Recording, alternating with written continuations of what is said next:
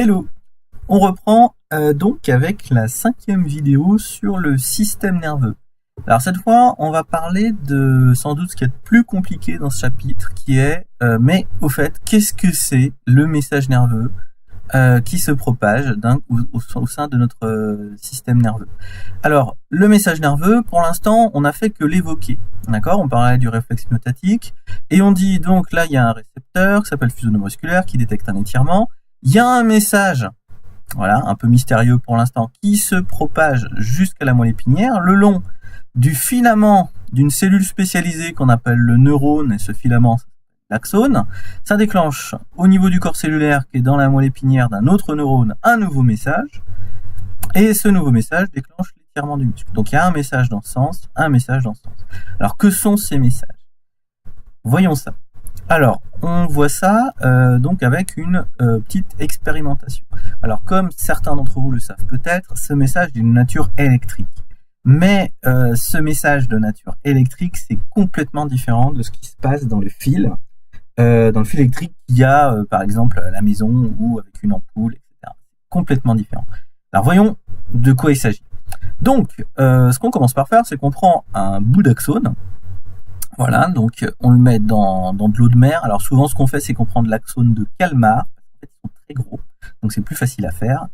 Et donc, on le met dans l'eau de mer pour qu'il survive un petit peu quelque temps. Et on place des électrodes. Alors d'abord, ces électrodes, on les place toutes les deux à l'extérieur de la cellule, à l'extérieur de l'axone. D'accord? Alors axone 1, c'est ce filament.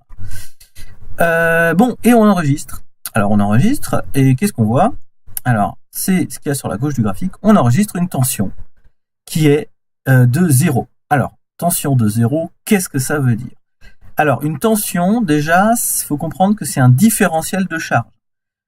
Si vous avez une tension quelque part, ça veut dire qu'il y a un excès de charge plus ou un excès de charge moins d'un des deux côtés. Et donc, si dans ce cas, vous avez une tension. Alors là, vu que les deux électrodes sont dans l'eau de mer c'est globalement neutre, donc en fait, ici, il n'y a pas plus de charge que ici. Donc la tension, elle est nulle. Bon, et maintenant, ce qu'on fait, c'est qu'on veut savoir maintenant, mais est-ce qu'il y a une tension entre l'extérieur et l'intérieur de l'axone? Est-ce qu'il y a une différence de charge? Sans trop de surprise, ça va être oui, bien sûr. Et donc, on enfonce la première électrode dans l'axone, et qu'est-ce qu'on voit? On voit qu'on enregistre une tension de moins 70 millivolts. Alors, c'est une tension, déjà, on note, qui est très faible, parce que c'est des millivolts. D'accord? Une pile standard, il y a une tension de 1,5 volts. Là, c'est des millivolts, donc c'est 1000 fois plus petit. Et deuxième point, cette tension, elle est négative. Donc négative, ça veut dire quoi? Ça veut dire que, en fait, dans l'axone, il y a un excès de charge négative. Alors qu'à l'extérieur, il y a un excès de charge positive, d'accord? Alors ça, c'est une propriété qui est celle, en fait, d'absolument toutes les cellules de notre corps. Les cellules de notre corps, en gros, elles sont plus chargées dedans, négativement, que dehors. C'est notamment dû au fait qu'il y a plus d'ions négatifs et que les cellules, elles ont tendance à rejeter des ions positifs. Donc les ions positifs, ils se retrouvent dehors. Ok? Ça, c'est vraiment une propriété de toutes les cellules. On aura enregistré ça sur n'importe quelle cellule, pas forcément un neurone. Mais chez un neurone, on va appeler ça le potentiel de repos. Donc ce potentiel de repos de moins 70 millivolts, si vous voulez, c'est l'état de base du neurone. C'est quand il se passe rien. Bon, et maintenant, on va voir justement cette histoire de message nerveux. Alors justement, ce qu'il y avait, c'est que sur le schéma, en plus des électrodes réceptrices, d'accord, qui permettent d'enregistrer la tension, qui donnent ça, il y a des électrodes stimulatrices. Alors les électrodes stimulatrices, c'est des électrodes qui vont envoyer un petit courant électrique et en fait, ça va faire comme si il y avait l'axone qui avait été stimulé. C'est-à-dire que en fait, c'est comme si ici, au niveau du récepteur sensoriel, boum, on fait un petit étirement. Donc en fait, ça va déclencher un message nerveux. Et nos électrodes, elles sont sur le passage. Voilà. Donc là, hop, déclenchement d'un message nerveux. Nos électrodes, elles sont ici, sur le passage. Et on va voir ce qui se passe au niveau de la cellule après qu'on a excité le neurone. D'accord? Parce que le neurone, donc, c'est une cellule excitable. Alors, ce qu'on enregistre à partir du moment où on excite le neurone, c'est ça. Alors, qu'est-ce que c'est ça? D'abord, il se passe rien. On est toujours à moins 70 millivolts, c'est le potentiel de repos, et tout d'un coup, il y a une fluctuation. Comme ça. Alors, cette fluctuation, elle dure pas très longtemps, déjà. Ça dure à peu près 3 millisecondes, donc c'est très très rapide. Et en gros, ce qu'on voit, c'est que la charge de l'intérieur du neurone, qui était un excès de charge négative, eh ben, elle devient positive d'un coup. D'accord? On passe à plus 58. Alors, petite précision, ces valeurs moins 70, plus 58, ça dépend des neurones. Donc, si vous voyez pas tout à fait les mêmes valeurs dans un exercice, si vous regardez si vous avez des cours par ailleurs, vous étonnez pas, ça peut être un petit peu variable. Par contre, ce qui varie jamais, c'est qu'on passe de quelque chose de négatif à très rapidement, une milliseconde à peu près, quelque chose de positif. Ça redevient négatif avec un petit excès de négativité et ça revient à la valeur de repos, à la valeur normale. D'accord? Et donc ça dure 3 millisecondes.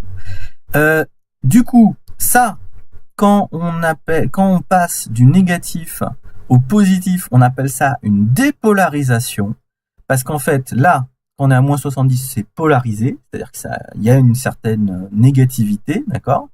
Et en fait, quand on change, eh ben ça change de pôle, donc ça se dépolarise. Et puis, du coup, quand ça revient à la normale, comme ça, on parle de repolarisation, c'est-à-dire que ça retourne à la polarisation initiale. Puis bon, là, il y a un petit truc un peu particulier, c'est une hyperpolarisation. C'est un peu plus polarisé négativement que ça doit avant de revenir. Bon, ça, franchement, l'hyperpolarisation, c'est un détail, vous en préoccupez pas trop. D'accord? L'important, c'est vraiment, voilà, ça se dépolarise, ça passe positif, ça repolarise, ça repasse négatif, et on devient au potentiel de repos. Bon, et ça, alors, cette variation de la polarisation de la membrane quand on excite l'axone, ça s'appelle un potentiel d'action. Et en fait, c'est ça la réponse d'un neurone à une excitation. Et en fait, c'est ça qui va constituer le message nerveux. Avec une petite subtilité, c'est que les potentiels d'action, en fait, ils vont se déplacer. D'accord? Alors, là, je vais afficher directement ça. C'est-à-dire que, regardez, on excite ici. Et du coup, qu'est-ce qui se passe suite à l'excitation? Au lieu que ça soit négatif comme c'était au départ, ça devient positif. D'accord? Donc, hop, c'est ce qu'on voyait. Ah, ça augmente.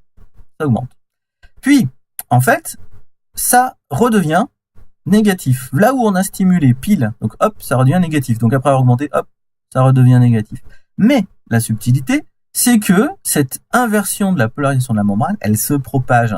C'est-à-dire qu'en fait, là, bon, je donne pas de détails sur qu'est-ce qui se passe dans la membrane, mais la membrane, elle est sensible à ça. Et donc, si à côté, ça s'est dépolarisé, eh ben, ça se dépolarise à côté. Et donc, cette excitation, cette dépolarisation de la membrane, en fait, elle se déplace. Et donc, à un moment, elle finit par arriver à notre électrode qui est là. Et donc, notre électrode, elle enregistre, hop, ça devient positif. Et après, hop, l'espèce d'onde de dépolarisation passe et ça redevient négatif. D'accord? Donc, si on revoit notre petit graphique, là, on a stimulé, ma flèche est un peu pas bonne, faudrait que je modifie ça. En fait, on a stimulé quelque part ici. C'est-à-dire qu'on a stimulé un peu avant. Le message est généré un petit peu en amont de là où il y a mes électrodes. Donc, pendant ce temps, un certain temps, il se passe rien. Puis, d'un coup, le message, la dépolarisation, hop, elle arrive. Il y a des charges positives qui se mettent à être en excès à l'intérieur. Puis, très rapidement, ça retourne à la normale. Et ça fait ça. D'accord? Voilà. Donc, ça, c'est le message nerveux, en fait, le potentiel d'action. Et donc, tant qu'on stimule là, ça génère des espèces de vagues, hop, hop, hop, de potentiel d'action qui se déplacent. Et attention, alors oui, cette histoire de déplacement des potentiels d'action, c'est extrêmement rapide. C'est plusieurs mètres par seconde. C'est ça qui explique que, par exemple, quand on vous touche le pied, vous le sentez tout de suite. Si ça mettait du temps, en fait, on vous touche le pied, puis 3 secondes après, tiens, il y a quelqu'un qui me touche le pied. Non, c'est extrêmement rapide, plusieurs mètres par seconde, donc on le sent quasiment immédiatement.